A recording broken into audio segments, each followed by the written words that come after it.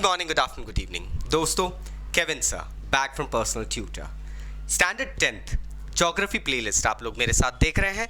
Chapter है agriculture. Important topics boards के लिए हम लोग आपके लिए कवर करवा रहे हैं। इसके अंतर्गत एक टॉपिक आता है cropping seasons of India. Trust me दोस्तों, मैंने भी 10th स्टैंडर्ड करी है। ये टॉपिक कहीं ना कहीं मुझे बहुत कंफ्यूजिंग सा लगता था। आज I'll try to go ahead and explain it to you in a easy way, easy manner, जिससे कि आप लोगों को समझ में आ जाए। इंडिया में अगर क्रॉपिंग सीजन्स को डिवाइड किया गया है तो 3 मेन सीजन्स में डिवाइड किया गया है। एक होता है राबी, एक खरीफ और एक जैद।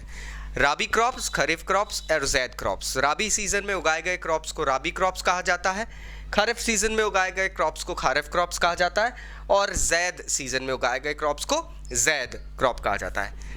पर्टिकुलरली अगर हम देखें तो फूड ग्रेन्स एंड ऑल उन चीज़ों के लिए राबी और खरीफ क्रॉप्स ही यूज़ किए जाते हैं। जैद क्रॉप्स एक छोटा सा टाइम पीरियड होता है, लेकिन उसमें खाली क्यों छोड़ा जाए। Let's see now. Rabi crops basically winter के क्रॉप्स होते हैं। राबी क्रॉप्स विंटर क्रॉप्स, इस चीज़ को सिर्फ लर्न करना है। राबी विंटर, खरीफ रेनी। समर्स में क्रॉप्स को पानी नहीं मिलता है तो इतने ज़्यादा नहीं उगा जा सकते। राबी क्रॉप्स विंटर में उगते हैं। अक्टूबर से दिसंबर के बीच में बीज बोया जाता है। जो सोइंग की जाती है अक्टूबर से दिसंबर, क्योंकि विंटर क्रॉप्स हैं तो विंटर में इनके बीज बोए जाते हैं। कटिंग इनकी होती है अप्रैल से जून, हार्वेस्ट होती है इनकी। अप्रैल से जून के महीने के बीच में इनकी हार्वेस्ट हो जाती है। तो बहुत इंपॉर्टेंट पॉइंट है ये। राबी क्रॉप्स जो होते हैं विंटर क्रॉप्स होते हैं, इस कारण से विंटर सीजन। अब विंटर सीजन कब आता है भाई?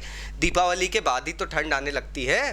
तो अक्टूबर से दिसंबर के बीच में क्रॉप को, सीड को बोया जाता है और अप्रैल से जून के बीच में हार्वेस्ट कर दी जाती है। कौन से क्रॉप्स उगाए जाते हैं ये थोड़ा सा याद करना पड़ता है।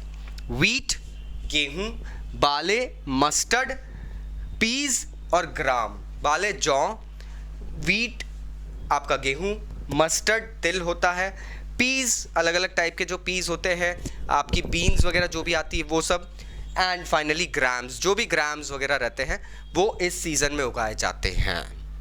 दोस्तों एक टिपिकल हल्का सा ठंड और हल्की सी गर्मी इनको चाहिए रहती है। अगर आप गेहूं का एग्जाम्पल देखें, गेहूं जब उग जाता है तो उसको पकने के लिए धूप चाहिए रहती है और इसलिए अप्रैल जून में अच्छी धूप आने लगती है, क्योंकि उसके बाद में रेन्स आ जाएगी। तो वीट, इन चीज़ों को, इन बीजों को अक्टूबर दिसंबर में उगा दिया जाता है। 3 महीने के अंदर ये फसल खड़ी हो जाती है और कटाई कर दी जाती है। ये चीज़ हो गई।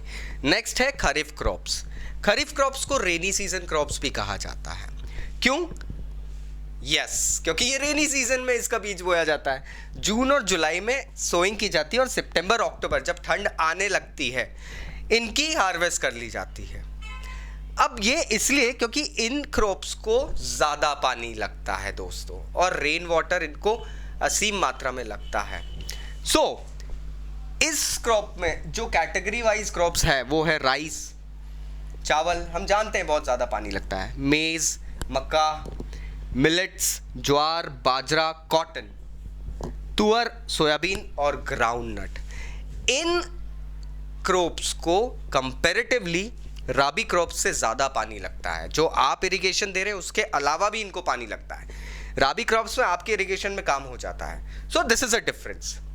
अब ये हो गए विंटर और रेनी सीजन के क्रॉप्स।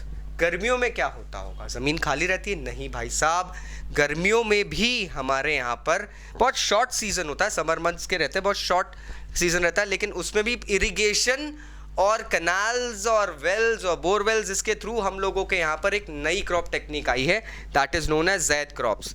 ये मार्च, अप्रैल और जून जुलाई के मंथ में कवर अप हो जाती है। ये मार्च अप्रैल से लेके जून जुलाई में कवर अप हो जाती है। इसमें जो क्रॉप उगाई जाती है वो यूजुअली होते हैं वाटरमेलन, क्यूकम्बर और मस्क मेलन्स। सो आपको अब समझ में आ गया होगा इंडियन क्रॉपिंग सीजन्स। और फिर भी कोई डाउट्स है तो नीचे कमेंट बॉक्स में कमेंट करना बिल्कुल मत भूलना दोस्तों। Thank you very much. Take care. Bye bye.